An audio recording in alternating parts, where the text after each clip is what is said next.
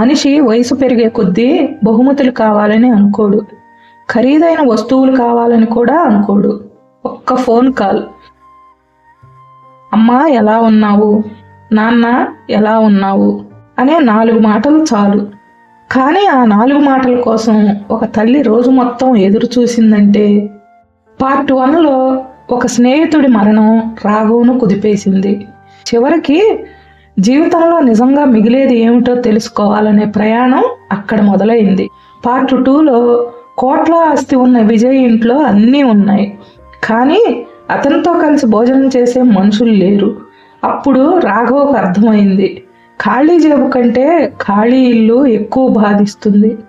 ఇక ఈ కథలో మరుసటి ఉదయం రాఘవ్ నగర శివార్లలో ఉన్న ఒక వృద్ధాశ్రమానికి వెళ్ళాడు. ఆశ్రమం చాలా శుభ్రంగా ఉంది. చుట్టూ చెట్లు, పూల మొక్కలు, చిన్న చిన్న గదులు. చూస్తే ప్రశాంతంగా అనిపించింది. కానీ లోపలికి వెళ్ళాక ఆ ప్రశాంతత వెనక దాగి ఉన్న నిశ్శబ్దం అతనికి అర్థమైంది. అక్కడ ఉన్న ప్రతి ముఖం ఒక కథ, ప్రతి చిరునవ్వు వెనక ఒక గాయం. ఆశ్రమ నిర్వాహకుడు రాఘవ్ను ఒక గది దగ్గరకు తీసుకెళ్ళాడు.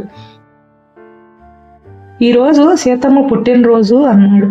పిల్లలు వస్తారా అడిగాడు రాఘవ్. నిర్వాహకుడు చిన్నగా నవ్వాడు. ఆ నవ్వులో సమాధానం ఉంది. గదిలో సీతమ్మ అద్దం ముందు కూర్చొని ఉంది. తెల్ల జుట్టు, సాధారణ చీర, కానీ ముఖంలో ఒక చిన్న ఆశ. వయసు పెరిగే కొద్దీ మనిషి బహుమతుల కోసం కాదు, గుర్తుపెట్టుకునే మనుషుల కోసం ఎదురు చూస్తాడు. రాఘవ్ లోపలికి వెళ్ళగానే ఆమె లేచి నిలబడింది. ఎవరు బాబు అడిగింది. అలా కలవడానికి వచ్చాను అమ్మా అన్నాడు రాఘవ్. సీతమ్మ కుర్చీ చూపించింది. కూర్చో నాయనా. గదిలో గోడపై కొన్ని ఫోటోలు ఉన్నాయి. 3 పిల్లలు, వాళ్ళ పెళ్ళిళ్ళు, విదేశాల్లో దిగిన ఫోటోలు, మనవళ్ళు అన్నీ ఉన్నాయి. కొన్ని గదులు ఖాళీగా ఉండవు, జ్ఞాపకాలతో నిండిపోతాయి. సీతమ్మ ఆ ఫోటోలని చూస్తూ మాట్లాడుతోంది. పెద్దోడు అమెరికా, అమ్మాయి కెనడా, చిన్నోడు సింగపూర్ అని చెబుతున్నప్పుడు ఆమె కళ్ళల్లో గర్వం కనిపించింది. తల్లి కదా, పిల్లలు ఎంత దూరంలో ఉన్నా గర్వంగానే చెబుతుంది. తల్లిదండ్రులు పిల్లల విజయాలను లెక్క పెట్టరు, కానీ ఫోన్ వచ్చే రోజును లెక్క పెడతారు. ఈ రోజు వాళ్ళు ఫోన్ చేస్తారు అంది. రాఘవ్ గడియారం చూశాడు. ఉదయం 10 గంటలు. చేస్తారు అన్నాడు. గడియారం అందరికీ ఒకేలా తిరుగుతుంది, కానీ ఎదురు చూసేవారికి అది చాలా నెమ్మదిగా నడుస్తుంది. మధ్యాహ్నం అయింది. సీతమ్మ ప్రతి 5 నిమిషాలకు ఫోన్ చూస్తోంది. ఫోన్ మోగినప్పుడల్లా ముఖం వెలిగిపోతుంది, కానీ బ్యాంకు మెసేజ్, ఆశ్రమ సిబ్బంది కాల్ తప్ప పిల్లలది కాదు. ప్రేమ తగ్గిపోదు, మాట్లాడుకునే సమయం తగ్గిపోతుంది. సాయంత్రం అయ్యింది. ఆశ్రమంలో చిన్న కేక్ తీసుకొచ్చారు. అందరూ కలిసి హ్యాపీ బర్త్డే పాడారు. సీతమ్మ నవ్వింది, కానీ ఆ నవ్వు కళ్ళల్లో లేదు. కొన్ని చిరునవ్వులు సంతోషంతో రావు, బాధను దాచుకోవడానికి వస్తాయి. కేక్ కట్ చేసిన తర్వాత ఆమె ఒక ముక్క పక్కన పెట్టింది.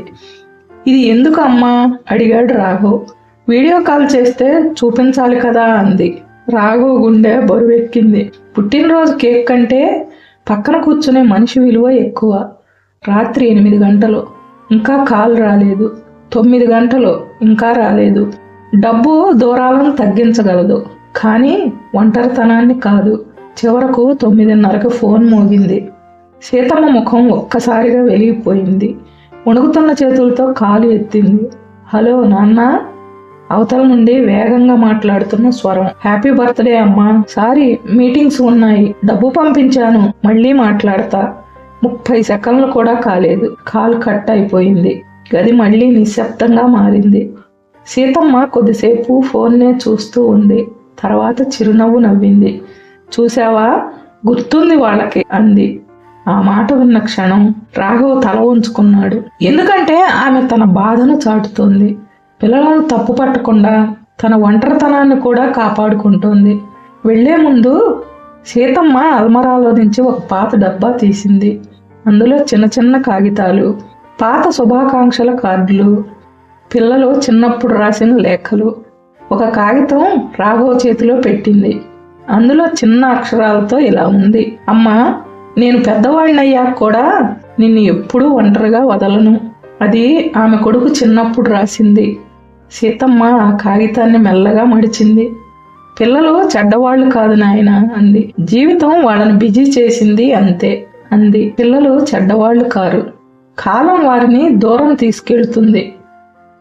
ఆ రాత్రి ఆశ్రమం నుంచి బయలుదేరిన రాఘవ్ కారును ఆపి చాలాసేపు బయటే కూర్చున్నాడు. ఆకాశంలో చంద్రుడు కనిపిస్తున్నాడు. అతని మనసులో మాత్రం ఒక వాక్యం తిరుగుతుంది. డబ్బు పంపించవచ్చు, బహుమతి పంపించవచ్చు, కానీ మన కోసం ఎదురు చూసే మనిషికి మనం ఇచ్చే సమయం తప్ప ఇంకేదీ సరిపోదు. అతను డైరీ తీసి రాసుకున్నాడు. ఒంటరితనం అంటే ఎవ్వరూ లేకపోవడం కాదు, మన కోసం ఎదురు చూసే వాళ్ళ దగ్గరకు వెళ్ళలేకపోవడం. ఫోన్ రాకపోయినా తల్లిదండ్రులు ఎదురు చూడటం ఆపరు. అయితే మరుసటి రోజు అతను కలవబోయే వ్యక్తి దగ్గర డబ్బు లేదు, ఇల్లు లేదు, కుటుంబము లేదు. కానీ రాఘవ్ చూసిన అందరిలోకెల్లా అతడే ఎక్కువగా నవ్వుతున్నాడు. అతని పేరు చిన్ను. ఈ చిన్ను కథ పార్ట్ 4లో చెప్పుకుందాం. మీ జీవితంలో కూడా ఇలాంటి సీతమ్మలను చూసారా? ఈ కథ మీద మీ అభిప్రాయాన్ని కామెంట్లలో చెప్పండి. ఈ కథ మీకు నచ్చితే ఛానల్ని సబ్స్క్రైబ్ చేసి ఈ కథల ప్రయాణంలో తోడుండండి. మళ్ళీ కలుద్దాం పార్ట్ 4లో.